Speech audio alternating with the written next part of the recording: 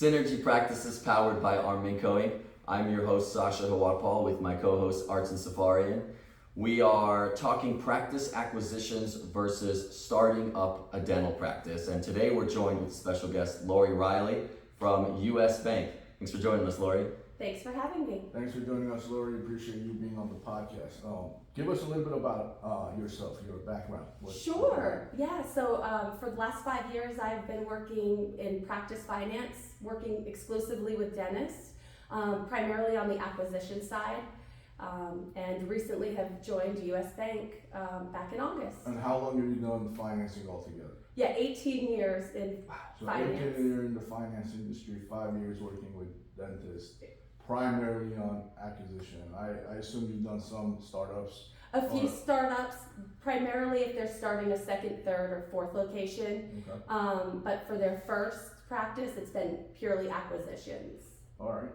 What are some challenges that you can think of that a dentist goes through on an acquisition? Whether it's loan related, business related, any challenges that you would bring up and say, be careful X, Y, and Z. Sure. Yeah. When I'm working with a dentist and they're looking at an existing practice that they're wanting to acquire, the first thing that I want to explain to them is, if you're looking at two practices that just say they both collect $1 million a year, those two practices are not valued the same. Just because one collected $1 million and the second one also collected $1 million, one may actually have $300,000 of income coming in versus the other one may have only had $100,000.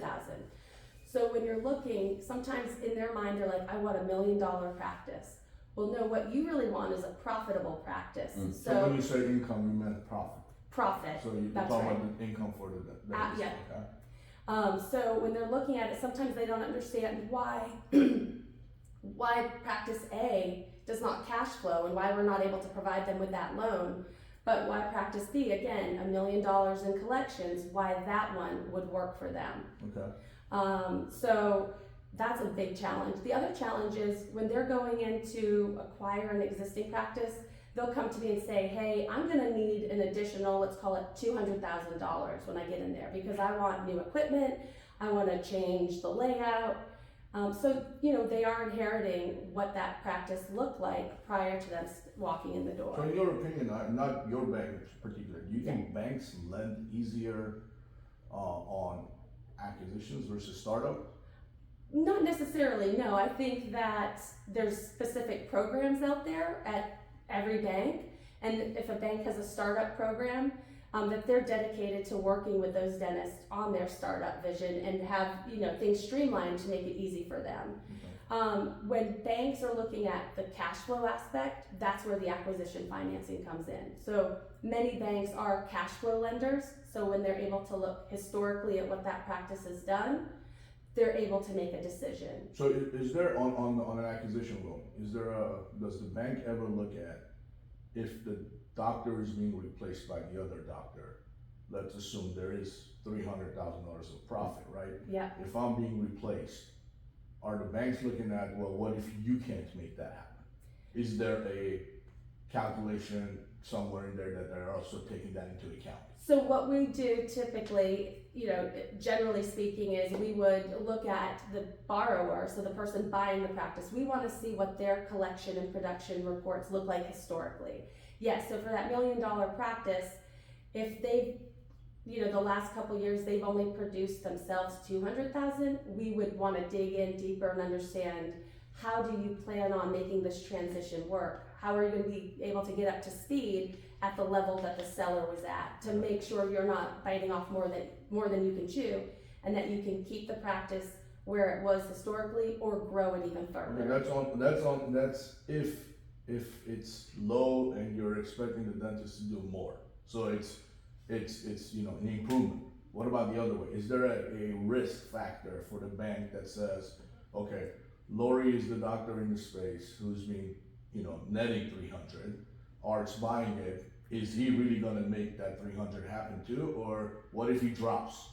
Is that a problem when you guys are evaluating cash flow? Yes, absolutely. That's what we want to make sure, that our borrower is able to maintain the level that the practice had done previously. So that's why we will ask for their personal production from wherever they've been associating to make sure it kind of matches up, or that there's a game plan for them when they acquire that practice. So it might be, the seller stays on for 6 to 12 months to help ramp him up, get him up to speed with certain services that maybe the buyer has not done. But is that a proposal that the bank will give? Like, if you're evaluating my loan, Yep. would you come back and say, well, we will approve this as long as this happens, the seller stays on for 6 months? Is that a condition? So yeah, there will be conditions at any bank where when we look at it, we're gonna put in specific things, whether it's, yes, we wanna see the seller to stay on for 12 months, 18 months, 6 months. If in fact there's a concern there about the borrower or our buyer maintaining that level of production. What happens, I'm just curious, let's say there is obviously the short answer is a breach of agreement. 12 months, doctor's supposed to be on, the bank agrees to that, that doctor can't continue. Does that breach the agreement with the bank? If the practice is doing well, I don't think the bank's gonna really. Yeah, would it? That's. So you're saying if the agreement was the seller was staying on during the transition. Let's call it 12 months. 12 months, Yeah. and say the 3rd month in, he slips, falls, Can't and no stay. longer works Can't for stay, one, right. one reason or another. Perfect example. What we would probably want to see in that situation is for our borrower to bring in an associate. So look for someone that can come in to replace the seller. Interesting. Yeah. Okay. Okay. All right. Yeah, I mean, that is obviously a risk, so. What are some other challenges other than bank related? Like, you've seen practices that you have lent to, and that I'm sure you visit these practices after a year, 2 years, 3 years. You probably have a relationship with most of these doctors, and you're keeping in contact and all that. What are some challenges that you're hearing they're going throughout the purchase? So once the purchase is done, what I typically am seeing 12 months, 18 months, in my experience, those dentists are ready either for another practice or they're ready to renovate, update their current office space. Because in many situations, when you're acquiring a practice, I would say 8 out of 10 times it's a dentist that has retired that they've bought this practice. And most of the time it's older equipment, it's the office is kind of run down, and they're just ready for a refresh. So they're just running their practice 6 months, 8 months, a year, and then they're building up equity in that practice, and they're ready to now make improvements on it. Okay. Yeah. Now, I have had people, that Sasha and I have talked to, and some of them say, staff is a problem when you're taking on. Some of them have said staff is not a problem. Yeah, with 50-50. So, in your opinion, talking to these doctors, are you asking them after the land, like, how are you doing? What's the health of your practice? Is it financial problems? Is there staff problems? Are there any other problems that Right.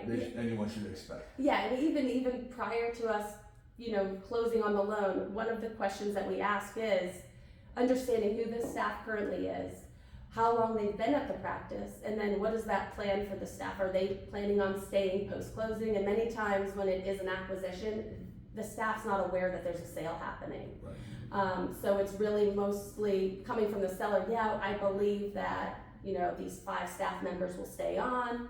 And so yes, that is a concern. Most of the time when I've followed up and, we stay in contact, staffing is an issue everywhere in every industry.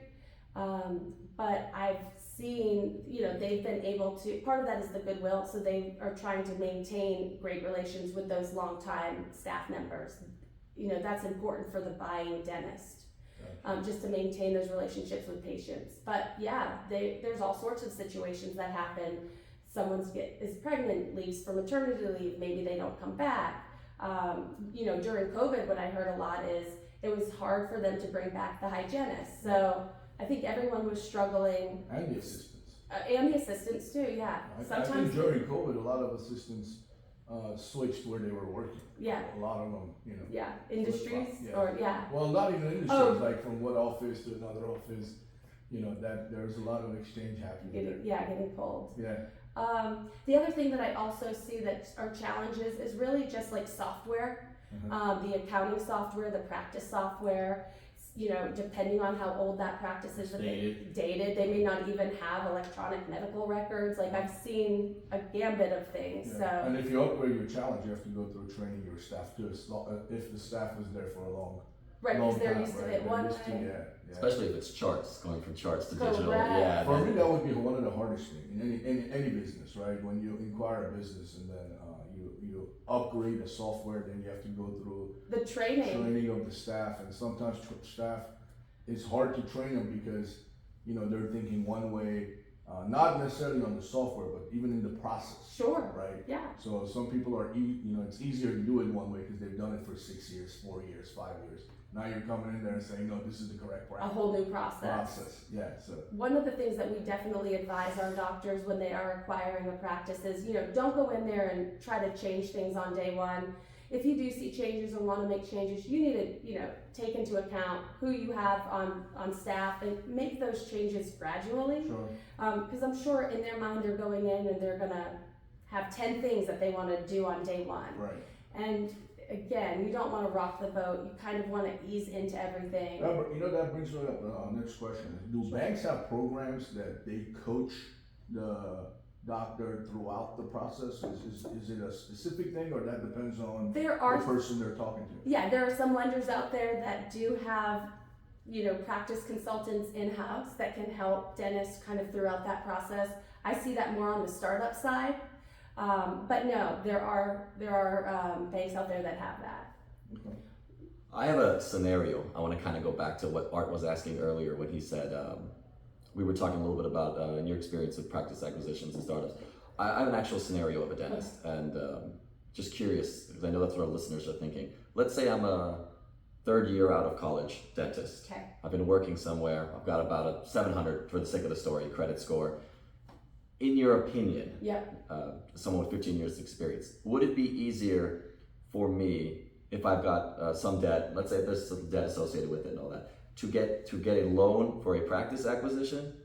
Or would it be easier in the same scenario to get a loan for a brand new build out? And let's say the purchase acquisition, for the sake of this, is $600,000, and the build out's going to be approximately $550,000, $600,000. Okay, so the same. Pretty much the same. Because I know a lot of our listeners, one of the questions they've had for us when we started this is, well, what's going to be easier for me to get a loan? And of course, the short answer is case by case. Yes. So I'm trying to give you an apples to apples as close. Sure. It's like an apples to a peach almost. It's not as close. So what I would say is it's really going to depend on the borrower and what they're comfortable with. So I will use me as an example. Like I was talking to Art earlier. Personally, if I was a dentist and I was going to start a practice or acquire, what would I do? I'm type A. I would want to start my practice. You'd be a startup. I'd be a startup because I want to pick where I'm at. I want to pick the layout. I want to pick the design. I want to pick the staff. See, Lori brings up a good point. The personality. It's personality. Goes back to that business plan. Yeah. So I mean, to piggyback off of Sasha's question. Yes. Are you saying banks will lend to both? To both, regardless. Banks, because I have, yes. to answer this question, I've had people come to me and say, I want to do one versus the other, and I'm like, why? And then they say, because that's the only loan I can get. Oh, right? Well, there you go. Or that's the only thing that will provide me the lending. Right. So, and I'm not trying to figure out myself. Good question. If the costs are the same, like why one over the other? It sounds like they're being advised by someone or speaking to a specific lender, maybe, and they're gearing them into that direction. Yeah, but just know that to all the listeners out there.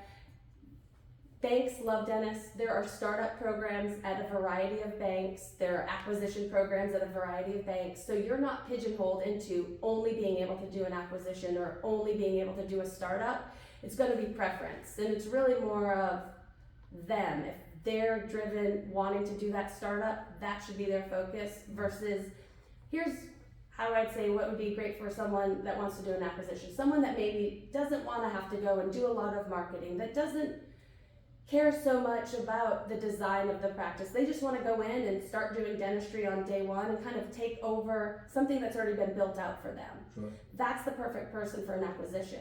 But if you've got someone that has an entrepreneurial spirit, they're ready to kind of make it their very own and want to be in control. Like I'm a control freak, so they want to be in control of that whole process. that is someone that should look at a startup. Either way, whether they want a startup or an acquisition, they can get financing. It's available to them. In your experience with acquisitions, Yes. have you, from a banking side, seen a lot of clientele staying on? I guess patients. That's what I was looking for. Oh, okay, yes. Are you seeing like what percentage in your experience? Some of 15 years of banking experience. Have you seen that? Let's say Art buys my practice. What percentage of patients do you, on average, see that they keep on? So as far as like attrition, how many patients are they losing? That's a much better word than I was using. Yeah, so what we do actually in underwriting, we account for. So every practice is going to be different, but on average, when we are like looking, typically we're going to say, hey, they may lose about 10% of that client patient base. That's a low number.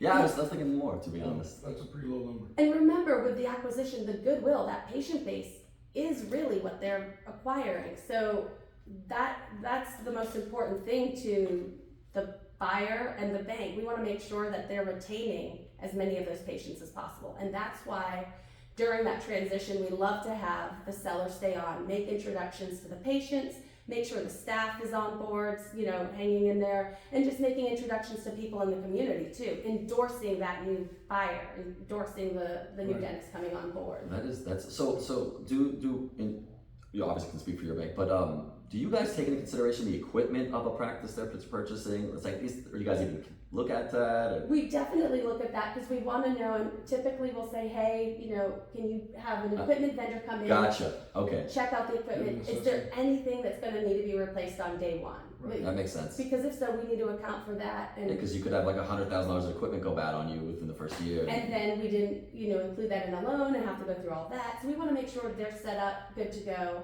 day one. Now we talked about the disadvantages. Let's talk about the advantages. What do you think is an advantage of me buying a practice? It's going to go back to your personality, as we mentioned before. The advantage of acquiring a practice is when you step into that practice on day one, you have a patient base already. You have people that you're able to see. You are collecting on day one.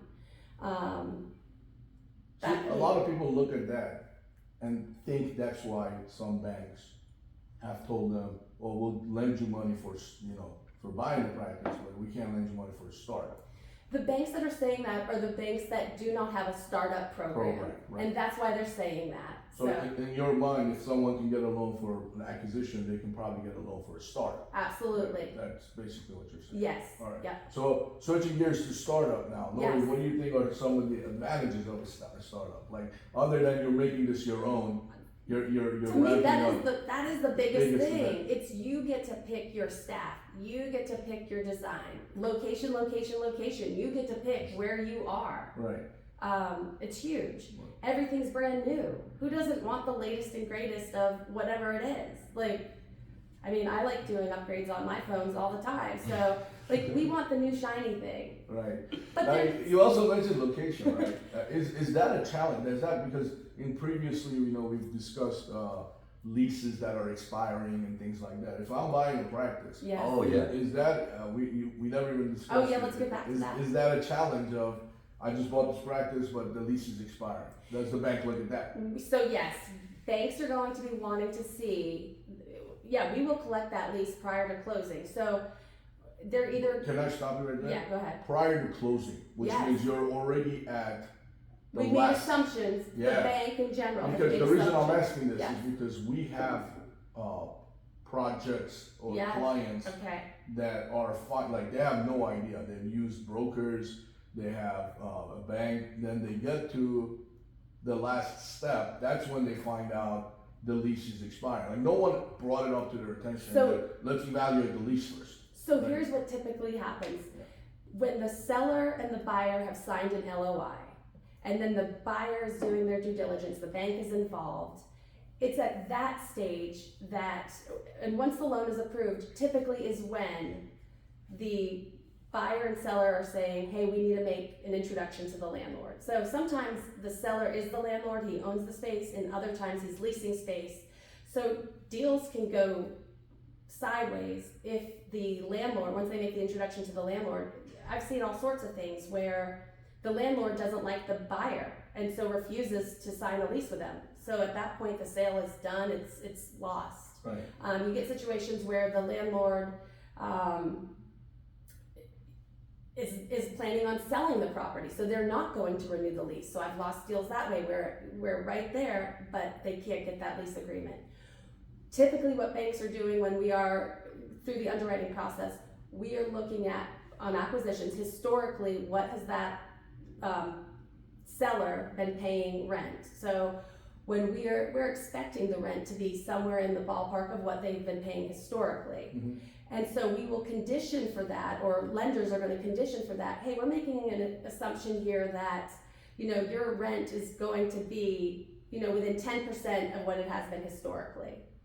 And yes, so to your point, once those connections are made, I've seen all sorts of things. It can either go well where they're actually able to negotiate a lower lease rate. Yeah. Not all the time. I think what I was saying is sometimes they don't know that that's a must. Like they have to evaluate the lease and negotiate the lease. Correct. Until it gets to that point. Because you could, as the bank, it's exactly my point, right? As a bank, there's a condition, but how many people read and remember a condition, right? It's there. You can always say, oh, if it goes up, we can't lend you this loan, right? But the buyer may not know to go and negotiate. So I'm having those conversations early on, because what I'm doing, even before I submit any type of request, and if it's an acquisition, I'm looking at, okay, this is what they've historically been paying. I will ask my borrower, hey, have you had a conversation about the rent? What are you anticipating this lease payment to be? Right. And that's where it uncovers either, I've already been in contact with the landlord, or hey, once I have the loan approved, that's when the seller is comfortable making introductions. Sometimes the seller is like, I'm not introducing you to the landlord until I know you're approved by your bank, because if that person doesn't get approved, the seller doesn't want to show his hand to the landlord and tip him off that I'm going to be vacated. Yeah, I get that. Because it changes, I'm assuming it changes the loan, the structure, the bank's evaluation. If I buy a practice and I have to relocate that practice, that changes the scope, right? Right. Yes. It increases the loan amount, because now there's a new build out being in place. Typically in that situation, so if you're acquiring a practice, we're typically not acquiring that practice and relocating all at the same time. It could be a situation where you're acquiring the practice, 5 years has gone by, you're like, hey Lori, I've outgrown this space, I need to look somewhere else. That's where we would come in and then do, whether they're buying real estate or a relocation. But not during, not at the same time. Not at the same It's time. definitely afterwards. It would definitely Even be if after. the practice was cash flowing a lot. Let's say I have a practice, I'm acquiring a practice, and it has a positive cash flow of $600,000-700,000. Typically the sales price of that practice will reflect that. Okay. And so there's generally not a lot of equity left over for them to do that within that loan. Gotcha. Now if they have money on the side that they want to contribute to that, we could absolutely kind of work on that together. Now, is it easier or harder for this scenario? If I'm a doctor practicing in the practice, let's say I'm practicing in your practice for 4 or 5 years. Okay. Now I'm inquiring that practice or Okay. part of the practice. Okay. Versus me going and inquiring Sasha's practice. Do I have a advantage from the lending side? From a business side, obviously I know the staff, right? Obviously I know the process, I know the software. Yes. I know how it is, I've been there, right? Right. So there's a lot of advantages there on the business. Correct. But on the lending side, are there advantages that the bank is gonna look at and say, oh, this guy's been doing it, and we can see what he's cash flowing? Yeah, so are you giving me a scenario of like a partner buy-in, so he's been associating, now he's gonna buy 50% into that practice? Right. Yeah, there's definitely comfort there, because like you just mentioned, he already has the patient base, knows the staff, knows the whole process. We're just now lending him, so he now has equity into the practice. Okay, but you're also, the reason I brought that up is you're also sharing the liability of the original doctor, right? So if he's coming in, the bank has to look at what happens on this one. So if Sasha has a loan already, right? Is it easier for me to come in, get a loan, and buy his loan down? So just For the speaking other in, bank. yeah, just speaking in general terms, so if there is a loan on the existing practice that the associate's trying to buy into, yes, ideally what would happen, what would be the most seamless is for the existing bank to provide the financing for the associate. Got it. Now, if that doesn't work or they want to switch banks, then any lender would be able to go in there and help refinance the existing debt. Restructure the whole thing. Yep, and then do the partner buy-in. Interesting. Yeah. Something you said resonated with me. Yeah. The phone comment where the newest and greatest. Yeah. Because I'm bad. I get a new phone pretty much every year. Mainly because I break my phone. But anyways, one of the benefits you said of by building a new practice is obviously you get the latest and greatest software, equipment. You're making it your own. When somebody's considering purchasing a practice and they want to remodel from the get-go, is that common, or is that something that you guys prefer to, like, let's see you in there for a few months and then, or do you guys build in a remodel? Because I'm thinking about myself, if you Sure, will, and I'm yeah. like, let's say I buy this Art's 20-year-old practice and I want to paint it, I want to do flooring, just Yes. make it a little bit my own. Is that something that can be taken into consideration? And Yes, yeah, so banks are really all about cash flow. We want to make sure that that loan that we're providing, that the practice has enough revenue to support it. So depending on the sales price and how that practice looks, we can build that in. Typically, we are building in or offering additional working capital. And if there's equipment needs, which is why we ask them to, hey, have an equipment specialist go out there and tell us, we can build in additional, yes, for the equipment. Right. So if it's a refresh and it's, you know, if we're not talking about a complete rebuild, that is something that if the practice supports it, we could absolutely do that at the time of the acquisition. yeah, I mean, we deal, Art will tell you, we deal with so many people who Purchase. second week they've been there, they're calling us and They saying, can you already- come take a look at Yes. my... That's the shocking part for them, because then they're like, if I want to do X, Y, and Z, and I'm like, well, you're going to be spending a lot. Yeah. Right? And They they're always like, think it's well, less. Why did I buy the they are, practice? yes, yes. I've heard that exact statement. Well, why did I buy the practice? I was like, I didn't tell you to buy the practice. Yes, Yeah. yes, So one last question, Lori. What Yes. if you mentioned you're type A? yes. What if I don't know what type I am? What recommendations do you have for, customers, clients, doctors, in regards to choosing one over the other? If I was a doctor, Yep, 5 years out of school, I'm now thinking about going on my own. yes, I've been associating somewhere. right. What decisions, what do I put on paper to evaluate? Should I go buy one or start one up? I think, yeah, you kind of do a pros cons list of each one. You kind of look at, the startups. Hey, do I want to pick my location? Do I want to be part of creating the design?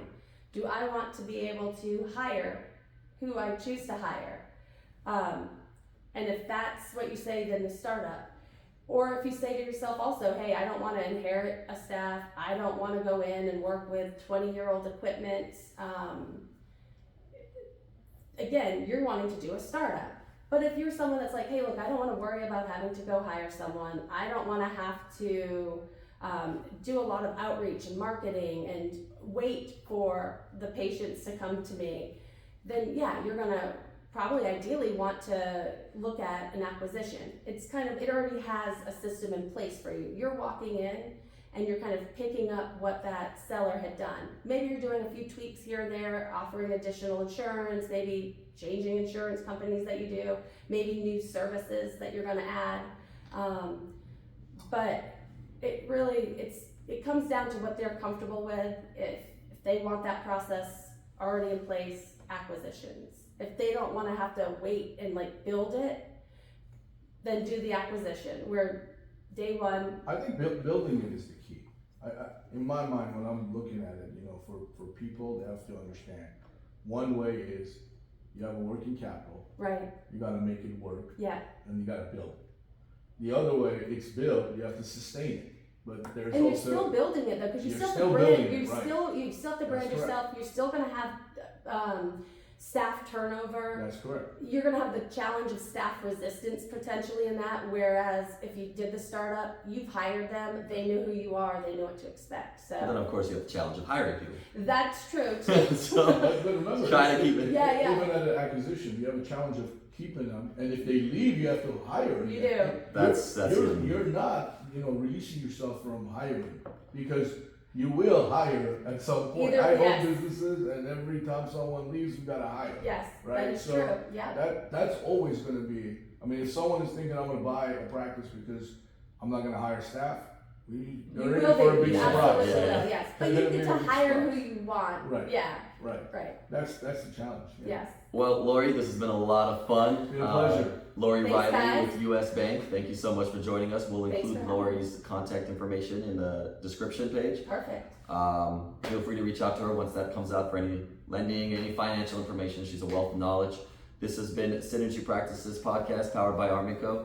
Check us out anywhere you listen to podcasts, Spotify, Google, Apple. Thanks, guys.